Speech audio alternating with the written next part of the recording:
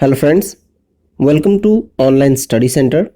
और आज हम लोग पढ़ रहे हैं क्रॉनिकल के करंट अफेयर्स और ये जून 2022 का संस्करण है।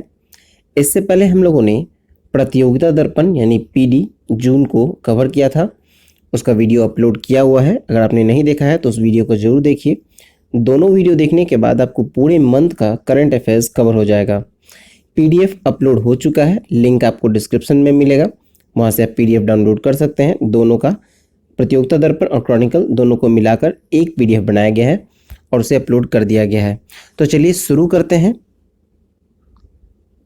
पहला टॉपिक है राष्ट्रीय घटनाक्रम में भारत की पहली कार्बन न्यूट्रल पंचायत।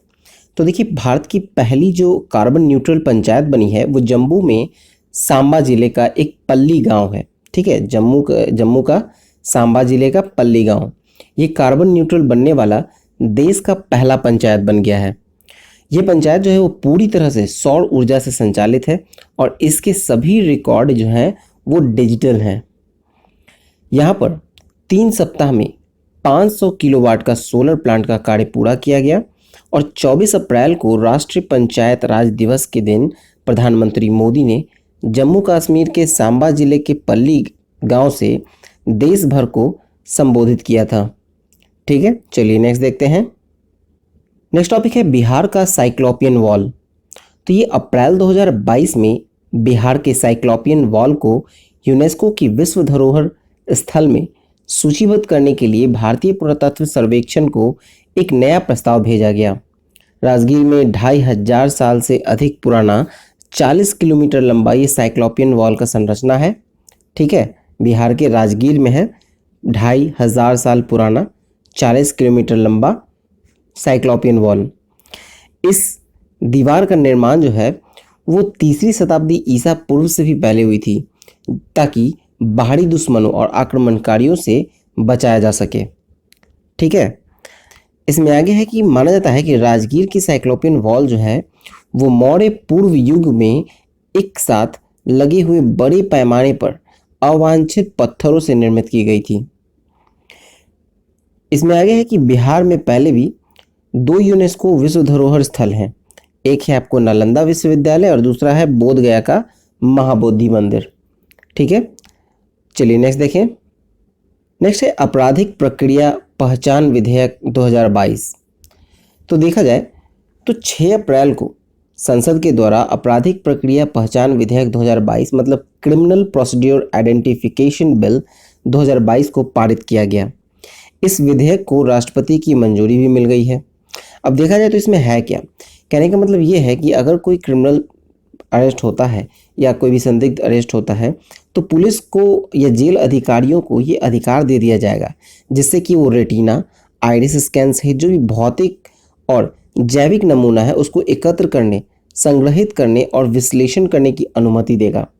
ठीक है, इसके तहत होगा यूँ कि माप लेने की अनुमति अगर आप नहीं देंगे या विरोध करेंगे या इनकार करेंगे तो भारतीय दंड संहिता जो आईपीसी की धारा है 186 उसके तहत इसे अपराध माना जाएगा। ठीक है, और राष्ट्रीय अपराध रिकॉर्ड ब्यूरो जो एनसीआरबी है भौतिक और जैविक नमूना हस्ताक्षर और हस्तलेखन का डेटा का भंडार होगा जिसे कम से कम 75 वर्षों तक संरक्षित किया जा सकता है। चलिए नेक्स्ट देखें। नेक्स्ट है भारत का पहला Amrit Sarovar.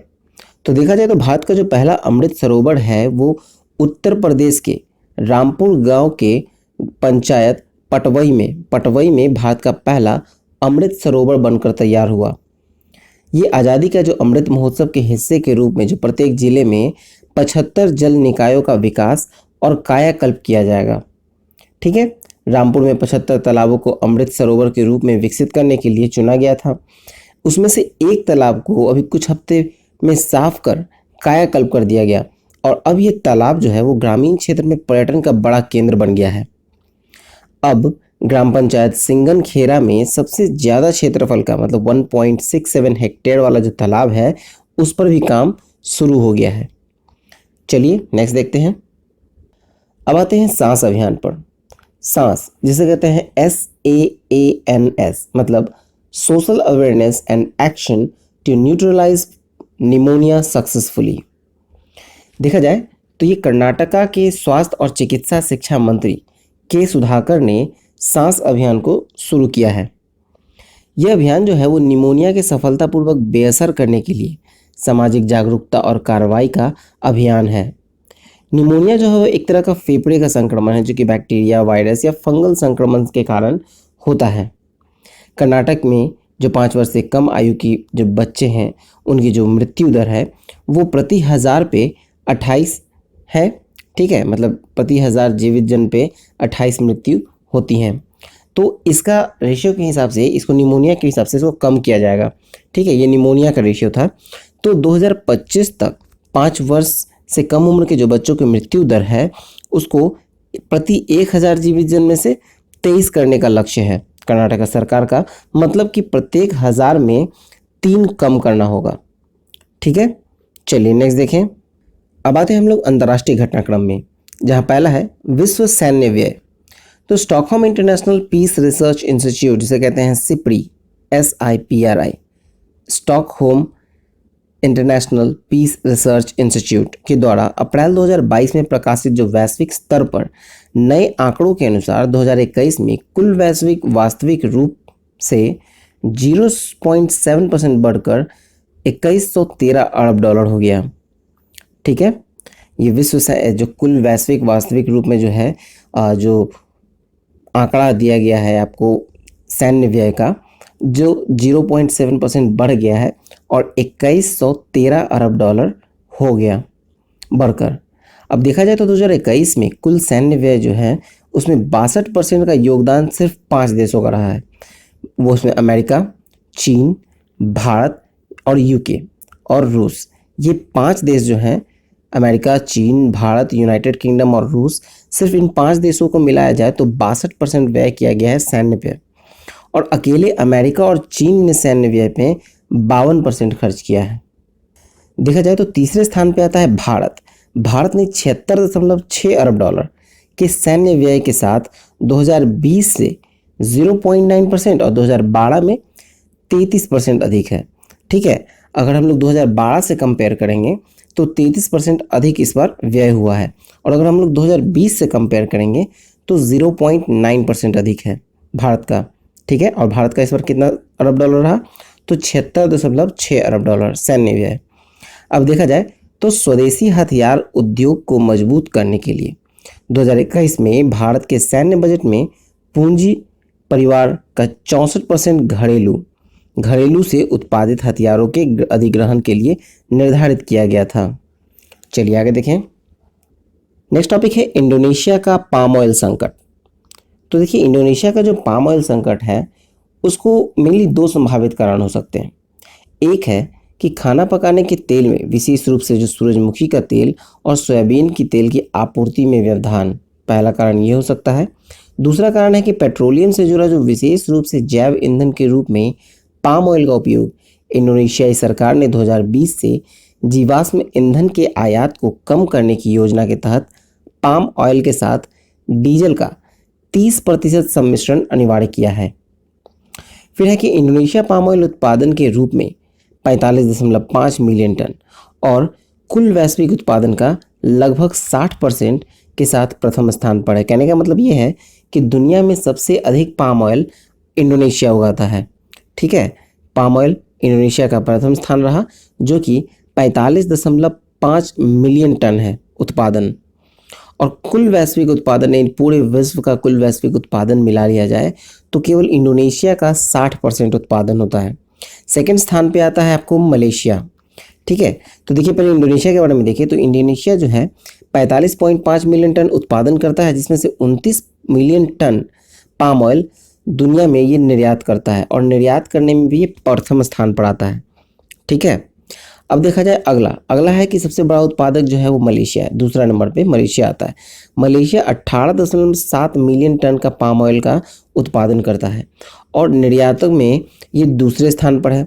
Malaysia 16.22 million ton, ठीक है, 16.22 मिलियन टन ये निर्यात कर देता है। भारत दुनिया का सबसे बड़ा वनस्पति तेल आयातक है। 14-15 मिलियन टन के वार्षिक आयात में ये पाम ऑयल का हिस्सा इसका जो है वो 8 से 9 मिलियन टन है। ठीक है, चलिए नेक्स्ट देखते हैं। नेक्स्ट है कुरील द्वीप विवाद। तो देखा जाए तो 22 अप्रैल 2022 को जापान की नई डिप्लोमेटिक ब्लू बुक ने कुरील द्वीप समूह को रूस के अवैध कब्जे के रूप में वर्णित किया। इस विवादास्पद द्वीप समूह को जापान उत्तरी क्षेत्र, रूस दक्षिणी कुरील कहता है। ठीक है, जापान इसको उत्तरी क्षेत्र कहता है और रूस इसको दक्षिण कुरील कहता है। कुरील द्वीप समूह की स्थिति अगर हम लोग देखें तो ये जो है 4 द्वीपों का एक समूह है जो कि जापान के सबसे उत्तरी प्रांत होक्काइडो के उत्तर में ओखोटस्क सागर और प्रशांत महासागर के बीच स्थित है। ठीक है, और द्वितीय विश्व युद्ध के अंत में सोवियत संघ ने द्वीपों पर कब्जा कर लिया था और 1949 तक अपने जापानी निवासियों को इसे निष्कासित कर दिया था। ठीक है, जापान के अनुसार अगर देखा जाए तो द्वीपों को जापान की संप्रभुता की पुष्टि 1904-05 के रूसी जापानी युद्ध जो है इसे जापान ने जीता था उससे किया जाता है। और दूसरी ओर देखा जाए तो रूस का याल्टा समझौता और पोट्सडैम घोषणा जो कि 1945 में हुई थी को अपनी संप्रभुता के प्रमाण के रूप में दावा करता है और तर्क देता है कि 1991 में सैन फ्रांसिस्को संधि कानून सबूत है कि जापान ने द्वीप पर रूसी संप्रभुता को स्वीकार किया था। चलिए आगे देखें। नेक्स्ट है सरमत इंटरकॉन्टिनेंटल बैलिस्टिक मिसाइल। तो देखिए सरमत इंटरकॉन्टिनेंटल जो बैलिस्टिक मिसाइल है जिसको RS-28 कहते हैं उसका रूस ने सफलतापूर्वक परीक्षण की घोषणा की है और ये घोषणा की गई है अप्रैल 2022 में। इसका जो मारक क्षमता है वो 11,000 से 18,000 किलोमीटर है। ठीक है, और ये मिसाइल रोधी रक्षा के सभी आधुनिक साधनों को पार करने में सक्षम है। एक RS-28 सरमत मिसाइल के अंदर देखा जाए तो 10 से 15 वॉलेट लगे होते हैं जो कि दूसरे फेज में हाई स्पीड से अलग अलग जगह पर निशाना साध सकते हैं। नेक्स्ट है कि यूक्रेन के राष्ट्रपति व्लादिमीर जेलेंस्की को लोकतंत्र की रक्षा के लिए कार्रवाई हेतु John F Kennedy profile in courage award 2022 से सम्मानित किया गया है। ठीक है, चलिए नेक्स्ट देखते हैं। नेक्स्ट है आर्थिक वाणिज्यिक परिदृश्य। तो ये देखा जाए तो विश्व बैंक ने मिशन कर्मयोगी के लिए $47 मिलियन की मंजूरी दी। मिशन कर्मयोगी के लिए $47 मिलियन की मंजूरी दी गई। मिशन कर्मयोगी क्या है? तो मिशन कर्मयोगी जो है वो सिविल सेवा क्षमता निर्माण के लिए एक राष्ट्रीय कार्यक्रम है। सिविल सेवा क्षमता निर्माण के लिए राष्ट्रीय कार्यक्रम। देखा जाए तो विश्व बैंक ने कार्यकारी निदेशक मंडल ने भारत सरकार के मिशन कर्मयोगी के समर्थन के लिए $47 मिलियन की एक परियोजना को मंजूरी दी है। विश्व बैंक की ये परियोजना जो है इसमें आपको केंद्रीय मंत्रालय, विभाग, एजेंसियों के लिए एक ऑनलाइन प्रशिक्षण मंच विकसित करने के लिए क्षमता ढांचे का विकास करके मिशन कर्मयोगी का समर्थन करेगी। ठीक है, चलिए नेक्स्ट देखते हैं।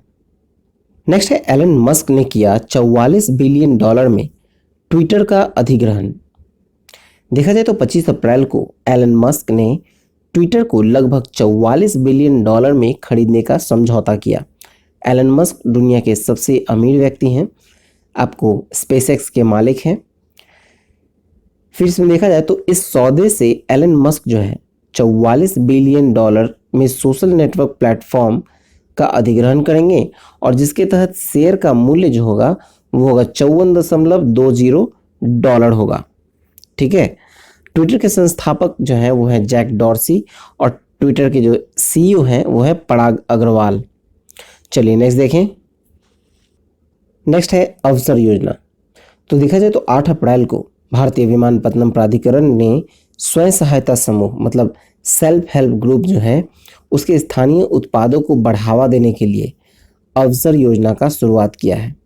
ठीक है, इस योजना के तहत होगा यूँ कि प्रत्येक भारतीय विमानपत्तनम प्राधिकरण का जो संचालित हवाई अड्डा है मतलब AII का जो हवाई अड्डा है वहाँ पे स्वयं सहायता समूह को 100 से 200 वर्ग फुट का क्षेत्र आवंटित किया जाएगा। चेन्नई, अगरतला, देहरादून, कुशीनगर, उदयपुर, अमृतसर हवाई अड्डे पर कुछ आउटलेट पहले ही चालू कर दिए गए हैं।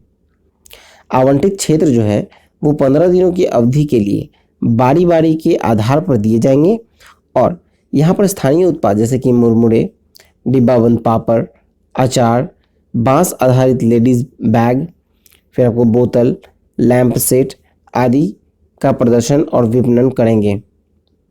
ठीक है, चलिए नेक्स्ट देखते हैं। नेक्स्ट है कि चालू वित्त वर्ष में भारत की 8% वृद्धि दर का अनुमान, और ये विश्व बैंक का अनुमान है। तो देखा जाए तो 13 अप्रैल 2022 को विश्व बैंक ने अपनी south Asia economic focus spring 2022 report जारी की है। शीर्षक है south Asia economic focus reshaping norms a new way forward. देखा जाए तो 2022-23 के लिए जो विश्व बैंक ने भारत का पूर्वानुमान जो लगाया था, जीडीपी का पूर्वानुमान, वो है 8.7% से घटकर 8% कर दिया है। रूस और यूक्रेन युद्ध जो है उसका मुख्य कारण है कि जो जीडीपी 8.7% का अनुमान था उसको घटाकर 8% कर दिया गया है। देखा जाए तो वित्त वर्ष 2023-24 में भारत की जो जीडीपी होगी वो 7.1% की दर से बढ़ने का अनुमान है और दक्षिण एशिया के क्षेत्र के जो विकास दर होंगे 2022 में वो 6.6% और अगले वित्त वर्ष में ये 6.3% होने का अनुमान है। चलिए नेक्स्ट देखें। नेक्स्ट टॉपिक है 2021-22 में देश में रिकॉर्ड 1.67 लाख कंपनियों का पंजीकरण। ठीक है, तो देखा जाए तो 2021-22 में देश में नई कंपनियों का पंजीकरण में बहुत ही ज़्यादा वृद्धि हुई है और कंपनी मामलों के जो मंत्रालय के अनुसार अगर हम लोग देखें तो 21-22 में देश में जो नई कंपनियों का पंजीकरण हुआ है वो 1.67 लाख, मतलब 2020-21 में ये 1.55 लाख था, अब ये हो गया है 1.67 लाख। सर्वाधिक कंपनियों का जो पंजीकरण हुआ है वो है महाराष्ट्र में। महाराष्ट्र में कुल 31,107 कंपनियों का पंजीकरण किया गया है। उत्तर प्रदेश में 16,969 कंपनियां हुई हैं और दिल्ली में 16,323 कंपनियों का पंजीकरण हुआ है सिर्फ 2021-22 में। ठीक है, और इनमें सर्विस सेक्टर में सबसे अधिक है, मतलब सर्विस सेक्टर में आपको 44,168 कंपनियां पंजीकृत हुई हैं और मैन्युफैक्चरिंग के क्षेत्र में 34,640।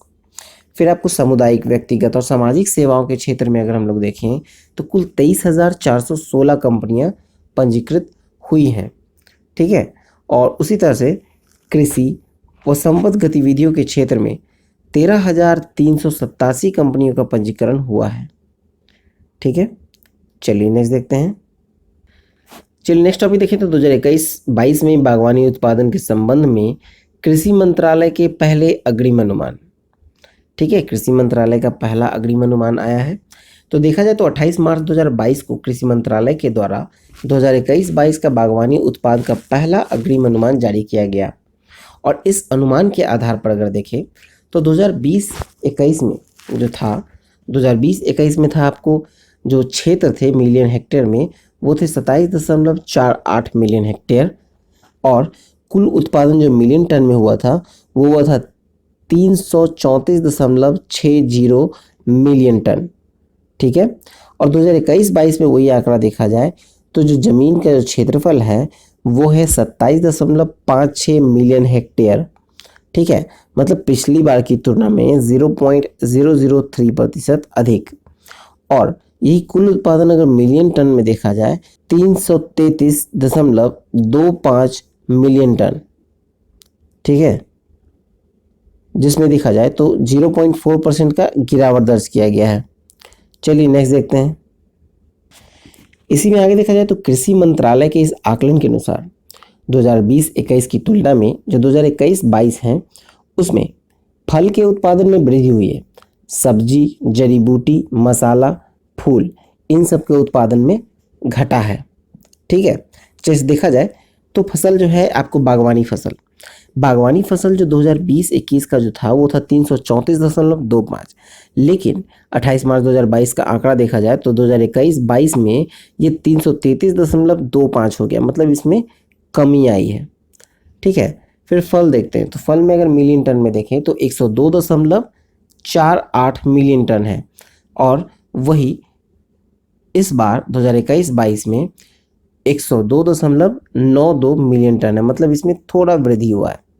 सब्जी अगर देखें तो पिछला बार 200.45 मिलियन हेक्टेयर था ज़मीन, अब यही 199.88 हो गया है। उसी तरह से प्याज का देखा जाए तो प्याज जहां मिलियन टन में था आपको 2020-21 में 26.6 और 21-22 में हो गया 31.1, मतलब इसमें वृद्धि हुई है। आलू में कमी आई है, जो 56.2 था इस बार 21-22 में 53.6 हो गया है। उसी तरह से टमाटर में भी कमी आई है। फूल में वृद्धि हुई है। चलिए नेक्स्ट देखते हैं, बाकी इसका पीडीएफ आपको पीडीएफ में मिल जाएगा टोटल डाटा। चलिए आगे देखें। नेक्स्ट टॉपिक है हेलीकॉप्टर सेवा कंपनी पवन हंस में सरकार की 51% की जो हिस्सेदारी है उसको स्टार9 मोबिलिटी को बोली सरकार ने मंजूर की। तो देखा जाए तो एयर इंडिया के प्राइवेटाइजेशन के बाद अब सरकारी जो कंपनी है हेलीकॉप्टर सेवा कंपनी पवन हंस, उसे भी प्राइवेट करने का सरकार के प्लान है। तो इसमें देखा जाए तो जो अभी तक की स्थिति है, सरकार की हिस्सेदारी थी 51% और 49% हिस्सेदारी ओएनजीसी की थी। ठीक है, अब अपना 51% हिस्सेदारी जो है वो निजी क्षेत्र की कंपनी है स्टार9 मोबिलिटी, उसको बेचने जा रही है और ये अप्रैल 2022 में ये मार्ग प्रशस्त हो गया। ठीक है, 51% हिस्सेदारी में जो सरकार ने कहा था एक रिजर्व प्राइस रखा था 27% 51% हिस्सेदारी का 51% हिस्सेदारी का जो रिजर्व प्राइस था वो था 199.92 करोड़। लेकिन बोली जो लगी उसमें स्टार9 मोबिलिटी ने जो जीता है बोली, उसमें सर्वोच्च 211.14 करोड़ की बोली लगाई है। इसमें आगे कि पवन हंस लिमिटेड को खरीदने वाली जो निजी कंपनी है स्टार9 मोबिलिटी प्राइवेट लिमिटेड, उसमें 3 निजी कंपनियों का कंसोर्शियम है। इसमें बिग चार्टर प्राइवेट लिमिटेड, महाराजा एविएशन प्राइवेट लिमिटेड और अल्मास ग्लोबल अपॉर्चुनिटी फंड शामिल है। ठीक है, चलिए नेक्स्ट देखें। नेक्स्ट है पुरस्कार सम्मान, जिसमें पहला टॉपिक है champions of the earth life time achievement award 2021। तो लाइफ टाइम अचीवमेंट अवार्ड जो दिया गया है वो दिया गया है सर डेविड एटनबरो को। संयुक्त राष्ट्र पर्यावरण कार्यक्रम यानी कि यूएनईपी के और ब्रिटिश प्राकृतिक इतिहास प्रसारक और प्रकृतिवादी हैं सर डेविड एटनबरो, उन्हें लाइफ टाइम अचीवमेंट श्रेणी में चैंपियन ऑफ द अर्थ चुना गया है 2021 का।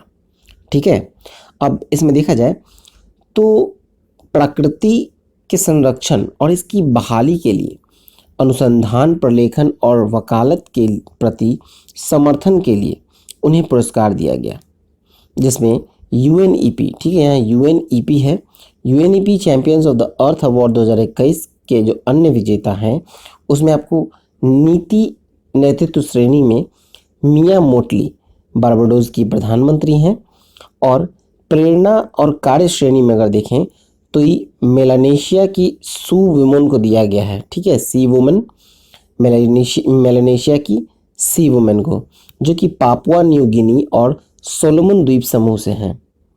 फिर आपको उद्यमी विजन श्रेणी दिया जाए तो ये दिया गया है मारिया कोलेनिकोवा को, जो कि किर्गिज गणराज्य की हैं। फिर नेक्स्ट है इसमें आपको विज्ञान और नवाचार श्रेणी, जिसमें डॉक्टर ग्लैडिस क्लेमा जिकुशोका को दिया गया है, जो कि युगांडा से हैं। चलिए आगे देखें। नेक्स्ट है विटली गोल्ड अवार्ड 2022। तो विटली गोल्ड अवार्ड जो है ये लंदन संरक्षणवादी हैं चारुदत्त मिश्रा, उसको लंदन में रॉयल जियोग्राफिक सोसाइटी में विटली गोल्ड अवार्ड 2022 से सम्मानित किया गया। विटली अवार्ड को ग्रीन ऑस्कर के नाम से भी जाना जाता है। इसकी जो पुरस्कार राशि है वो है 40,000 पाउंड। देखा जाए तो जो चारुदत्त मिश्रा हैं उसको अफगानिस्तान, चीन और रूस सहित कुल 12 हिम तेंदुआ रेंज देशों में उनके काम के लिए उसे ये पुरस्कार दिया गया है। इसमें कुछ अन्य विजेता भी हैं, जैसे कि इमैनुअल अमोआ, जो घाना अफ्रीकी में जो पतले थूथन वाले मगरमच्छ होते हैं उस पर काम करने के लिए दिया गया है इमैनुअल अमोमा को। इसमें आगे है, इसके अन्य विजेताओं में है मिकेला कैमिनो, जो कि अर्जेंटीना समुदाय के उनके मानवाधिकार की रक्षा करने के लिए सशक्त बनाने और अर्जेंटीना के ड्राई चाको के संरक्षण के लिए इसे दिया गया है। फिर नेक्स्ट है आपको पाब्लो हॉफमैन। पाब्लो हॉफमैन को दिया गया है, जो कि ब्राज़ील अरोकेरिया वन क्षेत्र में जंगली पौधे की विविधता के लिए बढ़ावा देने के लिए इसे दिया गया है। फिर नेक्स्ट है आपको सोनम लामा। सोनम लामा जो है आपको नेपाल के हैं। लाल पांडा पर किए गए काम के लिए इन्हें दिया गया है। फिर है एस्ट्रेला मटिल्डे। एस्ट्रेला मटिल्डे जो है वो साओ टोमे और प्रिंसिप के हैं, जो कि समुद्री कछुओं को बचाने के प्रयास के लिए दिया गया है। फिर नेक्स्ट है डेडी यानस्याय, जो कि इंडोनेशिया से हैं। सुमात्रा के जो गैंडे हैं उस पर काम करने के लिए। ठीक है, चलिए नेक्स्ट देखें। अब आते हैं हम लोग नियुक्तियों की ओर, मतलब अपॉइंटमेंट्स। तो पहला है कि दूसरी बार राष्ट्रीय अनुसूचित जाति आयोग के अध्यक्ष कौन नियुक्त हुए? तो ये नियुक्त हुए हैं विजय सांपला। फिर नेक्स्ट है कि अमेरिकी उपराष्ट्रपति कमला हैरिस का कार्यकारी सचिव और रक्षा सलाहकार किसे नियुक्त किया गया है? तो ये नियुक्त हुए हैं शांति सेठी, जो कि भारतवंशी नौसेना दिग्गज है। फिर नेक्स्ट है अंतर्राष्ट्रीय दूरसंचार संघ ITU के प्रशासन और प्रबंधन पर स्थायी समिति के उपाध्यक्ष के रूप में किसे नियुक्त किया गया है? तो ये किया गया है अपराजिता शर्मा को। फिर नेक्स्ट है फ्रांस के फिर से राष्ट्रपति कौन चुने गए हैं? तो ये है इमैनुअल मैक्रों फिर से चुने गए हैं। चलिए नेक्स्ट देखें। अब आते हैं निधन की ओर, जिसमें पहला है JD रिम्बाई। मेघालय के पूर्व मुख्यमंत्री JD रिम्बाई का 83 वर्ष की आयु में निधन हो गया। फिर नेक्स्ट है प्रफुल्लकर। ये पद्मश्री से सम्मानित महान संगीत निर्देशक, उड़िया गायक और गीतकार प्रफुल्लकर का 83 वर्ष की आयु में निधन हो गया। फिर नेक्स्ट है बिल्किस बानो एधी, जो कि प्रसिद्ध पाकिस्तानी परोपकारी और सामाजिक कार्यकर्ता बिल्किस बानो एधी का 74 वर्ष की आयु में निधन हो गया और पेशे से नर्स थी। इन्हें पाकिस्तान की मां कहा जाता था। फिर नेक्स्ट है रिचर्ड हावर्ड। रिचर्ड हावर्ड जो है वो पुलित्जर पुरस्कार विजेता हैं, अमेरिकी कवि हैं रिचर्ड हावर्ड, जिनका 92 वर्ष की आयु में निधन हो गया। चलिए नेक्स्ट देखते हैं। अब मूव करते हैं हम लोग पुस्तकों की ओर, मतलब बुक्स, जिसमें पहला है platinum jubilee cook book, recipe and stories from her Majesty's representatives around the world. इसके लेखक हैं अमीर कोटेचा। फिर नेक्स्ट है desperately seeking Shahrukh, India's lonely young woman and the search of intimacy and independence. इसके लेखक हैं शरण्या भट्टाचार्य। नेक्स्ट है came the lightning 20 poems for George. इसके लेखक हैं ओलिविया हैरिसन और मार्टिन स्कॉर्सेसी।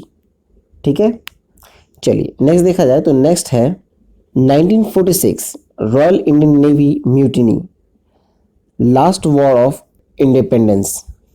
इसके लेखक हैं प्रसाद कपूर। बुक्स में आगे है Mahabharat, the epic and the nation. इसके लेखक हैं GN देवी। फिर नेक्स्ट है इट्स योर बेबी। इसके लेखक हैं डॉक्टर सरोज बालन। फिर नेक्स्ट है JNU, nationalism and India's uncivil war. इसके लेखक हैं मकरंद R परांजपे। चलिए नेक्स्ट देखें। अब मूव करेंगे खेल कूद की ओर, जहाँ पहला है चर्चित खेल व्यक्तित्व। इसमें है जो रूट। जो रूट जो है वो इंग्लैंड के टीम के कप्तान थे। जो रूट ने 5 साल तक कप्तानी करने के बाद टेस्ट टीम की कप्तानी छोड़ दी है। इंग्लैंड क्रिकेट के इतिहास में सबसे अधिक मैच और सबसे अधिक जीत का रिकॉर्ड इन्हीं के नाम पे है। 64 टेस्ट मैचों की कप्तानी की है, जिसमें 27 मैचों में जीत हासिल हुई है। नेक्स्ट है रविचंद्रन अश्विन। रविचंद्रन अश्विन का देखा जाए तो ये राजस्थान रॉयल्स के ऑलराउंडर हैं, और अश्विन जो है लखनऊ जायंट्स और राजस्थान रॉयल्स का जो मैच हो रहा था उसमें इन्हें रिटायर्ड आउट होने का कहा गया। ठीक है, IPL के इतिहास में ये पहली बार हुआ है रिटायर्ड आउट हुए हैं। फिर नेक्स्ट है डी गुकेश। युवा भारतीय ग्रैंड मास्टर डी गुकेश 48वें ला RUDA international open chess tournament में 9 राउंड से 8 अंक हासिल कर खिताब अपने नाम किया। चलिए नेक्स्ट देखें।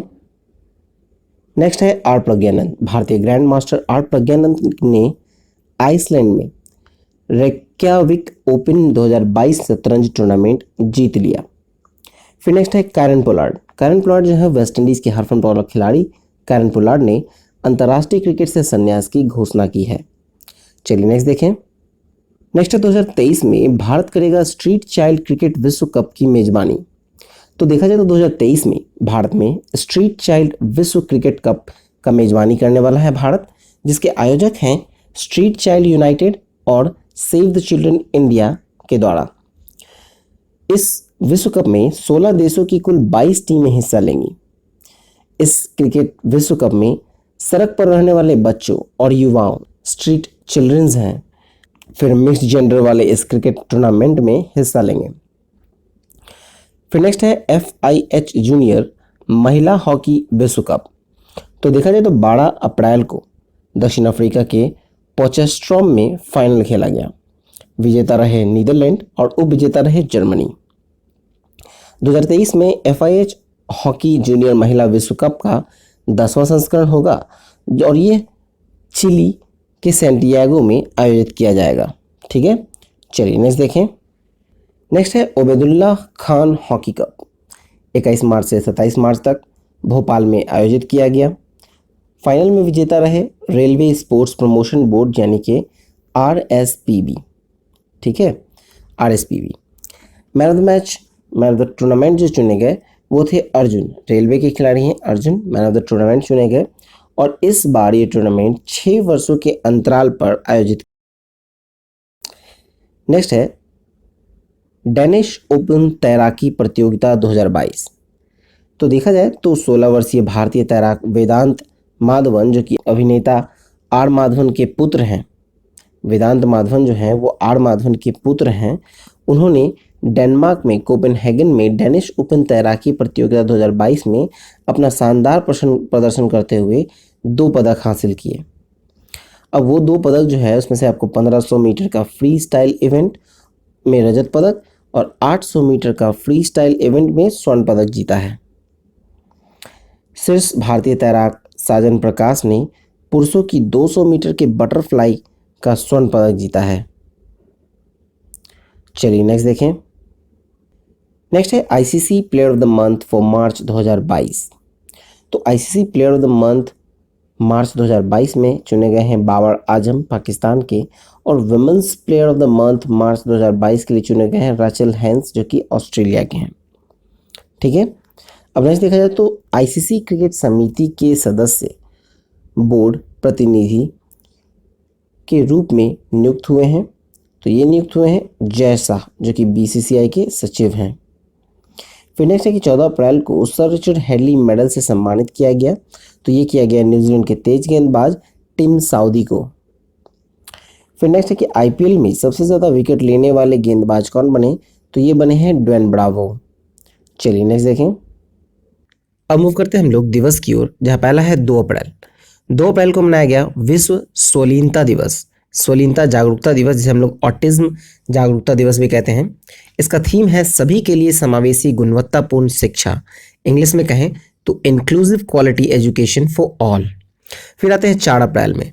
4 अप्रैल को मनाया गया अंतर्राष्ट्रीय खाद्यान्न जागरूकता एवं खनन कार्रवाई में सहायता दिवस। इसका थीम है सुरक्षित जमीन, सुरक्षित कदम, सुरक्षित घर, safe ground, safe steps, safe home. फिर आपको 5 अप्रैल में आते हैं समुद्री दिवस मनाया गया है, राष्ट्रीय समुद्री दिवस जिसे कहते हैं नेशनल मैरीटाइम डे। इसका थीम है सस्टेनेबल शिपिंग बियॉन्ड कोविड-19। फिर 6 अप्रैल को मनाया गया है विकास और शांति हेतु अंतर्राष्ट्रीय खेल दिवस। इसका थीम है सभी के लिए एक सतत और शांतिपूर्ण भविष्य सुरक्षित करना, खेल का योगदान। फिर 7 अप्रैल में हम लोग देखें तो 7 अप्रैल को मनाया गया है विश्व स्वास्थ्य दिवस। इसका थीम है हमारा ग्रह हमारा स्वास्थ्य, आवर प्लैनेट आवर हेल्थ। फिर आपको आते हैं 10 अप्रैल में मनाया गया विश्व होम्योपैथी दिवस।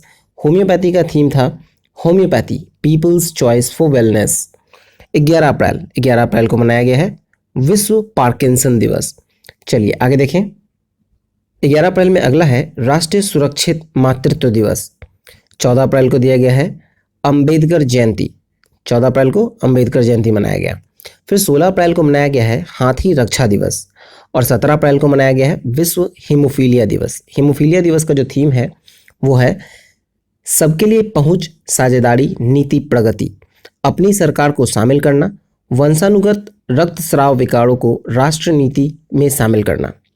फिर 18 अप्रैल को मनाया गया है विश्व विरासत दिवस, जिसका थीम है विरासत और जलवायु, हेरिटेज एंड क्लाइमेट। 19 अप्रैल को मनाया गया है विश्व यकृत दिवस और 21 अप्रैल को सिविल सर्विस डे। चलिए आगे देखें। अब आते हैं 22 अप्रैल। 22 अप्रैल को पृथ्वी दिवस मनाया गया है। इसका थीम है हमारे ग्रह में निवेश करें, इन्वेस्ट इन आवर प्लैनेट। 23 अप्रैल को मनाया गया है विश्व पुस्तक और कॉपीराइट दिवस, यानी कि read so you never feel alone. 24 अप्रैल को मनाया गया है राष्ट्रीय पंचायती राज दिवस और 25 अप्रैल को मनाया गया है विश्व मलेरिया दिवस। विश्व मलेरिया दिवस का थीम है मलेरिया रोग के बोझ को कम करने और जीवन बचाने के लिए नवाचार उपयोग करें। फिर 26 अप्रैल को मनाया गया विश्व बौद्धिक संपदा दिवस, जिसका थीम है IP and youth innovating for a better future. 28 अप्रैल को मनाया गया है विश्व कार्यस्थल स्वास्थ्य व सुरक्षा दिवस। थीम है सकारात्मक सुरक्षा और स्वास्थ्य संस्कृति का निर्माण करने के लिए मिलकर काम करें। चलिए आगे देखें। 29 अप्रैल को मनाया गया है अंतर्राष्ट्रीय नृत्य दिवस और 30 अप्रैल को मनाया गया है विश्व पशु चिकित्सा दिवस। विश्व पशु चिकित्सा दिवस का जो थीम है स्ट्रेंथनिंग वेटरनरी रेजिलियंस। चलिए नेक्स्ट देखें। तो ये वीडियो यहीं तक था। आपको अच्छा लगा हो तो लाइक और शेयर जरूर कीजिएगा। अभी तक अपने दोस्तों में अगर शेयर नहीं किया है तो प्लीज़ शेयर जरूर कीजिएगा। सब्सक्राइब कर लीजिए, नोटिफिकेशन बेल दबा लीजिए। आगे ऐसे बहुत से वीडियोज़ आने वाले हैं। onlinestudycenter.in हमारी वेबसाइट है, यहाँ पर आपको PDF मिल जाएगा। PDF सेक्शन से आप PDF डाउनलोड कर सकते हैं, जहाँ आपको प्रतियोगिता दर्पण और क्रॉनिकल इन दोनों को मिलाकर PDF बनाया गया है और इस PDF को डाउनलोड कर सकते हैं। इसका डायरेक्ट लिंक आपको टेलीग्राम चैनल पे भी है, उसका भी लिंक नीचे दिया गया है। टेलीग्राम चैनल पे ज्वाइन कर लीजिए, फेसबुक पेज को सब्सक्राइब कर लीजिए। ठीक है, चलिए मिलते हैं नेक्स्ट वीडियो में। जय हिंद।